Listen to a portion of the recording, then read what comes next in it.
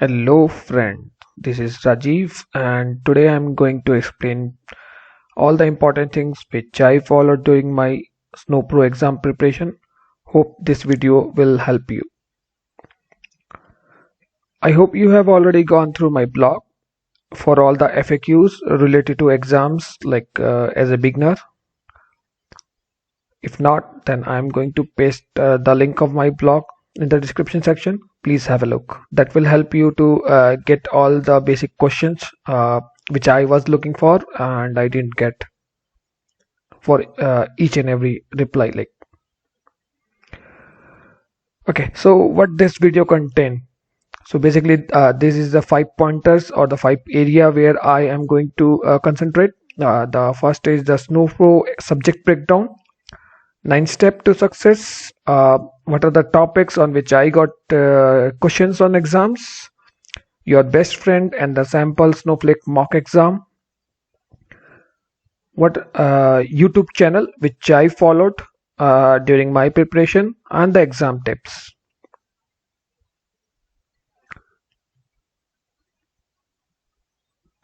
So basically, this is the Snowflake provided subject breakdown pie chart. You can find this on the guide provided by Snowflake. This helps us to understand which topic has more stress in the exam and on which topic we have to put more stress during our preparation.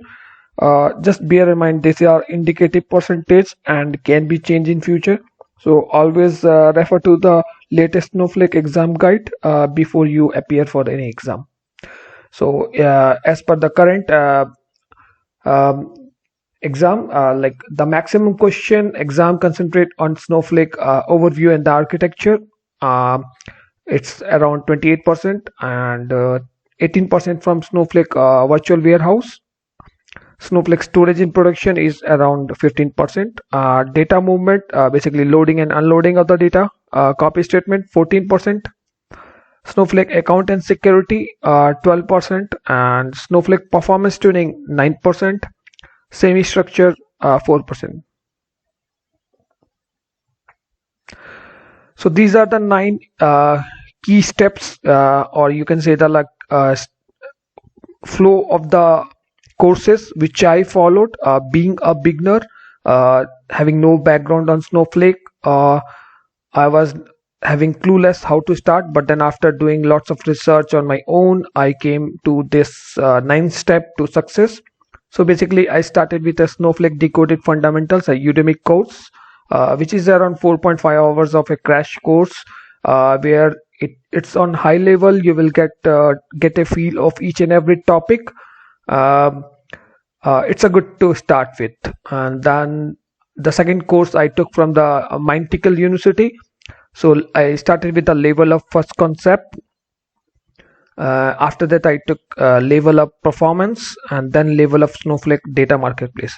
So these 3 ready course in Mindtickle give me a base and a confident to start with the workshop, or the you can say like the actual labs hands-on practice on Snowflake. So I took up the first challenge of workshop 1, data warehousing. Uh, uh, while doing this, you have at the end you have to also submit the project, and then Snowflake University will verify your projects, and if everything looks good, they will reward you with badges. So there are around 3 badges as of now. So for each badges you have to submit a project. So the second badges or the second workshop which I took was related to data sharing, and the third workshop which I did was basically on the data application builder. There is an optional, or you can say an extra learning on the independent topics. These topics are more concentrated on the Google Cloud, based on the Google Cloud uh, setup.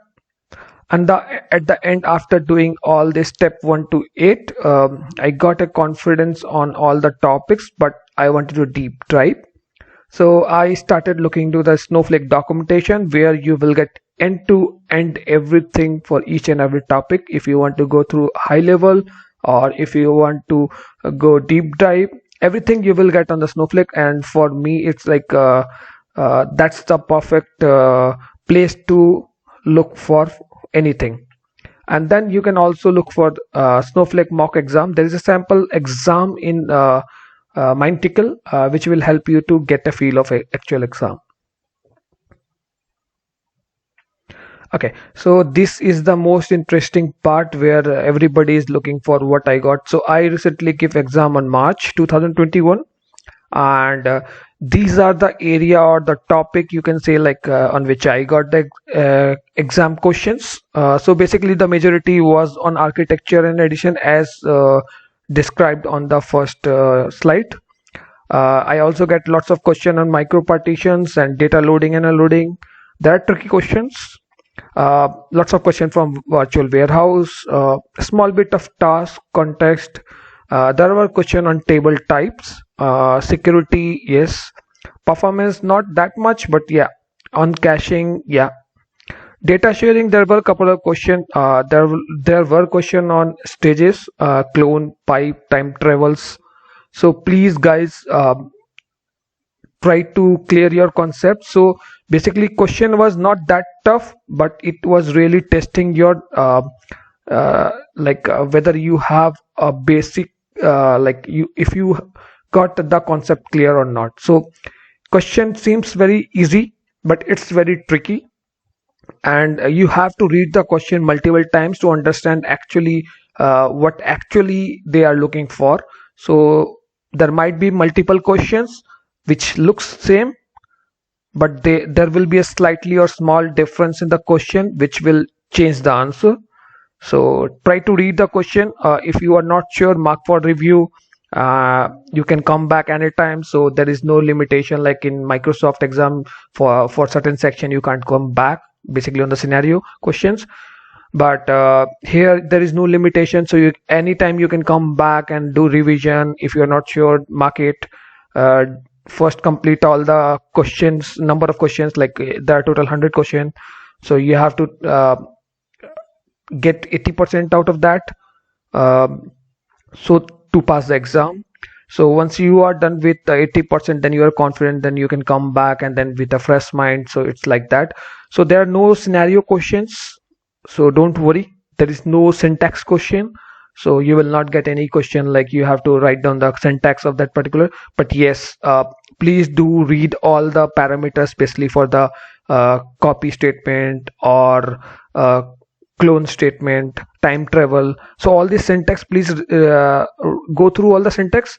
There might be question on the parameters, basically what is the user of those parameter. So that question will be very tricky if they ask directly what this parameter do, or you want to achieve this, which parameter will help. So those kind of questions are there in exam. So please go through each and every topic in a detail. So you might get an easy question out of that, you might get a tricky question, so be prepared for the exam. So your best friend is Snowflake documentation. As per my experience, I have gone through lots of things because I was not aware what to do, what not to do. But at the end, I came to a conclusion that Snowflake documentation is your best friend, because you will get accurate question, accurate answer for each and every topic. So and this keeps on updating, so you will get the latest information. And one more tip, like all the topics which are on preview will not appear in exam. So please don't take headache. Okay, this may also come, this may not. So all the GA topic will only come into the exam. This is the screenshot for the sample Snowflake mock exam. Basically you will find this in Mintical. So the name is mentioned, Snow Pro Core sample. These are the real 30 questions which appeared in the past. This may or may not appear in future, but this will really give you a feel of what kind of a question, what pattern of question you will see in the exam. So good to have the feel. I followed the Joyce videos for the Snow Pro Core exam prep. So these are lots of videos for each topic. Joyce has created video. All are basically less than 5 minutes, or mostly you can say like 3 or 4 minutes. But these are quick touch points. It will give you in-depth knowledge of each and every or the important topics. Generally I followed this all the videos and I find it very useful. So if you think you can also try this.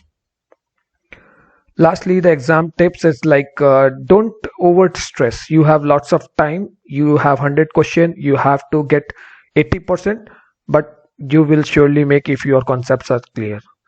If you are not sure, mark the question for the review and come back again with fresh mind. And anytime you can modify until you submit your question. So don't worry. Time is not a pressing problem in the exam because you will get around 120 minutes or something like that, and which is more than enough because if your concepts are clear, if you are confident before your exam, and if you have prepared your well, 40 minutes is maximum you will take to answer all 100 questions, because basically there are no scenario question, all are objectives, multiple choice, true false, something like that. So 40 minutes is more than enough to complete all 100 question, and you can take another round of 20 minutes to review all 100 question and you're done. So I completed my exam in 50 minutes. And one option which I always follow, or the step which I always follow, is the process of elimination. Basically I read the question first and then I read for the options what are available options, and then I start eliminating, okay, by reading all the option, okay, looking for the keywords, and then I understand, okay, these are wrong answers, so definitely these are not the answer. So this helped me to narrow down the options, and then if I am sure, I will definitely find the answer. If I am not sure, then at least it will help me to guess the correct answer out of that small set rather than the full big set. So these are the small tips. Stay cool, stay concentrated, and best of luck. Thank you.